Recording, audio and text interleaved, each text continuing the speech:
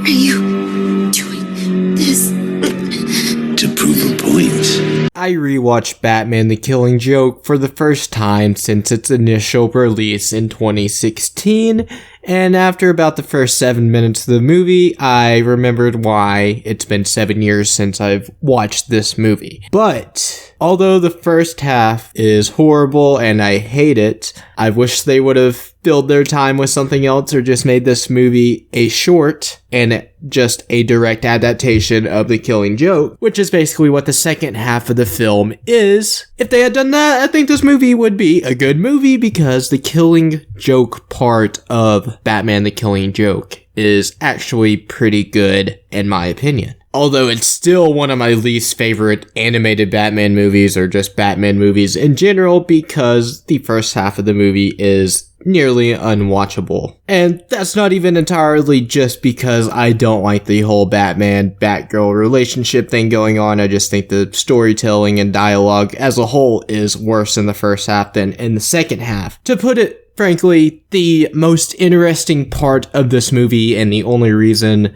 that the Killing Joke part is actually investing to me is the Joker. This is the Joker's movie. I get the idea of them wanting to flesh out Batgirl a bit more and show Barbara as Batgirl before the Joker shoots her, but you don't really need a direct connection to Barbara Gordon in this story to care about it. You don't have to care about Barbara for the Killing Joke to have an effect on you. All you need to know is that she was Batgirl, she's been working with Batman for years, and of course she's the Commissioner's daughter, and Jim Gordon, Batman, both very important characters. If you're watching something Batman related, you care about Batman enough to watch it, so they could have filled the first half of this movie with just more Joker stuff, or just showed heinous things Joker had done in the past, why Batman has that urge to kill the Joker in this movie, and he knows that it's inevitable. This is going to end with one of them killing the other. He just has to make an attempt to try and reach the Joker before that does happen. Perhaps you'll kill me. Perhaps I'll kill you. You know that, don't you? The first half of this movie doesn't matter at all. You can fast forward 35 minutes in, start it from there to the end, and you saw the Killing Joke. And that's what I'm going to do anytime I watch this movie. Because if I'm watching Batman the Killing Joke, I'm watching it for the Killing Joke. But the light that people hold the movie in is very unfortunate, and that does include myself, because you can't just ignore the first half of the movie when you're basing it as a film in its entirety. If there's a prime example of someone being too far gone, I would say the Joker is that. But that's also what makes it so interesting, delving into how far gone does someone have to be beyond saving. And Batman reaches out multiple times to the Joker in this movie, of course, even after he shoots Batgirl and paralyzes her, and kidnaps Commissioner Gordon, attempting to drive him to madness. He literally shoots the man's daughter in front of him, paralyzes her, puts her in a wheelchair for life, kidnaps him, strips him down nude to a carnival show, and is doing everything within his power to break Commissioner Gordon.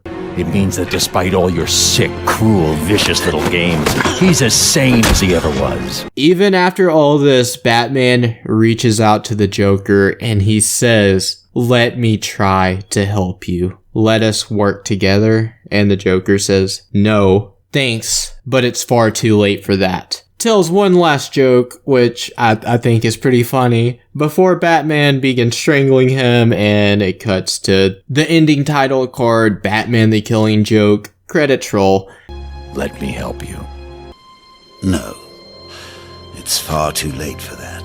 I mean, I'm not the biggest fan of that ending, but I also know that is how the comic ends. It ends sort of ambiguous, but you kind of figured that, yeah, Batman killed the Joker there. He definitely killed the Joker there. He was talking this entire time about killing the Joker, even though he didn't want to. He thought it was the only way. And yes, it is the only way. That's the only way Batman could ever stop the Joker. So I don't understand why anyone would hate this story based on that. Before Batman goes in there after the Joker, Commissioner Gordon is trying to tell Batman to not kill him, to show him that their way works. And Jim, does your way work? Will that show him anything? Because he's just going to break out of Arkham again and kill thousands of people like he always does. And the Joker literally tells Batman, I am beyond help. I do not want your help, nor will I accept your help. What is Batman supposed to do in that moment other than kill him? And I'm someone that enjoys the Joker's backstory remaining ambiguous, and you have no clue where he came from.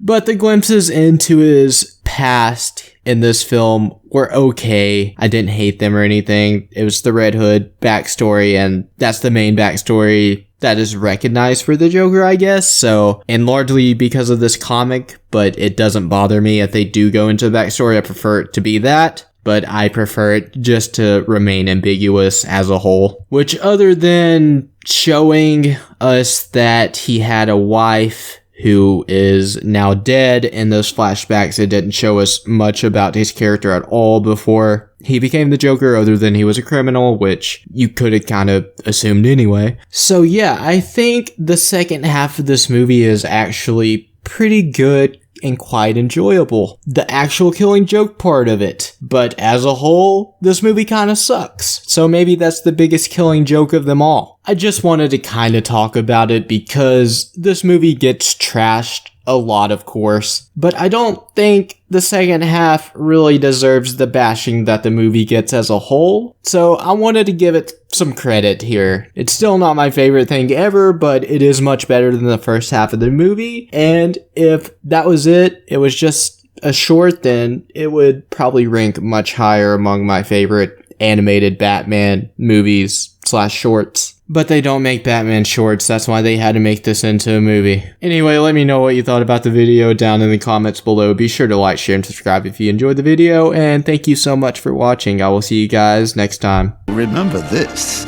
there's always madness